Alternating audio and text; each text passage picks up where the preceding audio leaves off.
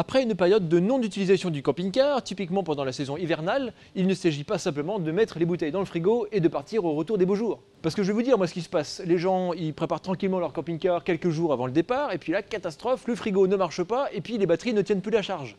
Ils appellent alors la concession en urgence pour demander un rendez-vous, concession qui essaye tant bien que mal de leur proposer un créneau, mais bon comme chaque année elles sont débordées par tous ces appels, et ben du coup les délais de prise en charge s'allongent jusqu'à compromettre carrément les vacances. Alors évitez-vous ces désagréments et faites ce que j'appelle le contrôle préalable avant le vrai départ, 30 jours avant la date des vacances, commencez à vous intéresser à votre camping-car.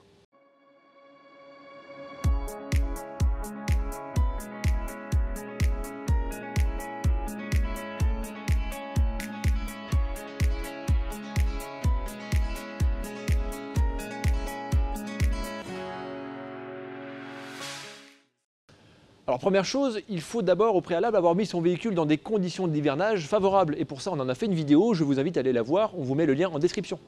Premier conseil, faites une mise en route complète du véhicule. Commencez par mettre un petit coup de charge aux batteries du véhicule, batterie porteur et batterie cellule. Ce n'est pas parce que la jauge indique un voltage suffisant qu'elle va être capable de tenir toute une saison. Ouvrez le capot, vérifiez les niveaux d'huile, d'eau, etc. et démarrez le moteur.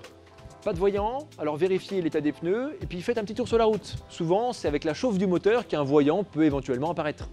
Une fois que les organes mécaniques du moteur sont validés, tournez-vous ensuite vers les organes techniques du camping-car.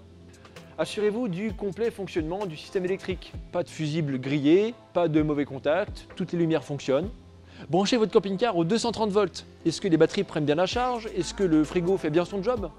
Maintenant, intéressons-nous au gaz. Les bouteilles sont pleines, la sécurité gaz est fonctionnelle. Un petit coup de purge pour chasser l'air au niveau des plaques de cuisson. On peut ensuite allumer le chauffage et vérifier si le frigo fait bien son job sur le gaz. Le circuit d'eau est un point sensible après l'hivernage, donc un petit coup d'œil dans la réserve d'eau propre, pas de saleté, pas de verdure. On peut donc fermer la bonde ou le robinet de vidage et ensuite commencer le remplissage. Pendant le remplissage de l'eau, c'est le moment de fermer tous les robinets du camping-car et de réarmer la purge du chauffage. Ensuite, vous allez pouvoir activer la pompe à eau dans le camping-car et ouvrir un robinet d'eau chaude. Cela va permettre de faire échapper l'air qui est dans le chauffe-eau pour avoir un bon remplissage. Et une fois que l'eau arrive au robinet, c'est que tout est plein. On peut donc fermer le robinet et ensuite écouter si la pompe à eau finit bien par couper. Si la pompe à eau tourne dans le vide indéfiniment, c'est qu'il y a une fuite quelque part. Terminez le remplissage de l'eau et après quelques heures, vérifiez s'il n'y a pas d'anomalie ou de fuite au niveau des robinets ou dessous le châssis. Allumez maintenant le chauffe-eau au chauffage, laissez-lui le temps de bien chauffer, pas de message d'erreur, pas de fuite, pas d'odeur, pas de bruit suspect, alors on continue. Jetez un œil sur le toit, et notamment au niveau du panneau solaire s'il y en a un petit coup de nettoyage de la poussière, ça permet d'avoir un panneau solaire bien performant.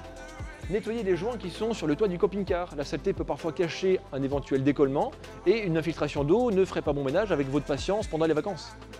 Au niveau du toilette, je vous fais pas de dessin, mais bon, un clapet qui ne ferme pas bien, ça n'est pas très agréable pour les vacances. Donc, on lubrifie bien le joint, on le manipule plusieurs fois pour être sûr qu'il soit bien libre et efficace. Une télévision, une antenne, faites un essai de tout ce système dans le véhicule. Il peut y avoir une carte satellite qui soit expirée, qu'il faut remplacer, ou encore des piles dans la télécommande qui sont bonnes à changer.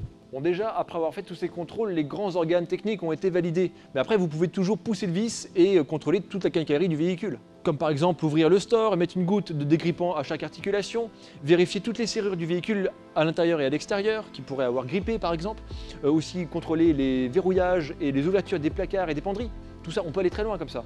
Bon, je pense avoir survolé l'essentiel, le reste c'est du cas par cas selon vos équipements. En ayant pris cette avance, si un problème est détecté, vous aurez le temps de réagir, de prendre un rendez-vous dans une concession, de faire commander la pièce. Et en tout cas, vous pourrez partir serein sur la route à la date prévue.